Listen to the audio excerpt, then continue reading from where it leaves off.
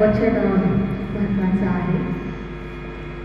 आपण काही दिवसांमध्ये बघितलेलं आहे, चार्ली कर्क हा देवाचा सेवक जो मारला गेला, त्याला गोळ्या घालून मारलं.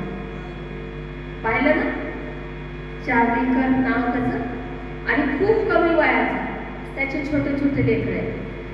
आणि त्याला मारलं कशासाठी?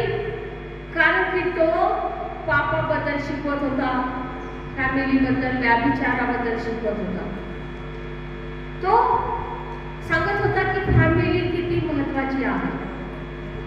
आणि तो सांगत होता की अमेरिकेमध्ये आज बघितलं तर काही, आता त्यांना तिथलचं माहीत आहे, तर काही लोकांना वाटत असेल की फॅमिली करायची नाही आणि फक्त असंच जीवन जगायचं, मग असेच अबॉर्शन करायचे, असंच म्हणजे एक व्याभिचाराचं जीवन समजा त्या ठिकाणी होतं.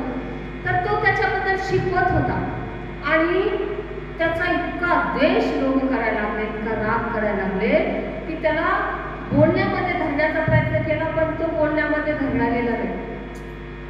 मग त्यांना वाटलं की आता याला मारायचं कसं, कारण की बायबल काय सांगते हे तो सांगत होता, बायबल आम्हाला काय शिकवतो हे तो सांगत होता.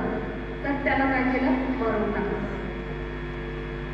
आणि मग शब्दात नाही करू शकले तर डायरेक्ट गोळ्यांनी उडवले. आता जर आपण म्हटलं तर लोक सत्याचा एवढा राग का करतात, खरेपणाचा राग का करतात? जर आपण पाहिलं, सत्य मनुष्याला आवडत नाही का? कारण मनुष्याला पाप आवडते, पापातलं जीवन आवडतं, वाईट आवडतं, आणि म्हणून तो काय करतो? सत्याचा द्वेष करतो. लोक देवाचा एवढा तिटकारा राग का करतात?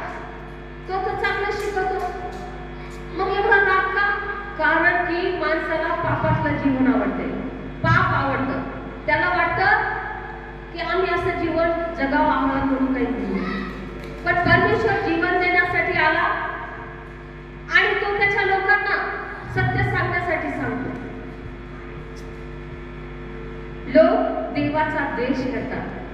आता जर आपण पाहिलं तर सगळे काय म्हणतील, नाही आम्ही तर देवाचा द्वेष नाही करत, आम्ही तर येशूवर प्रेम करतो, आम्ही तर देवावरती प्रेम करतो.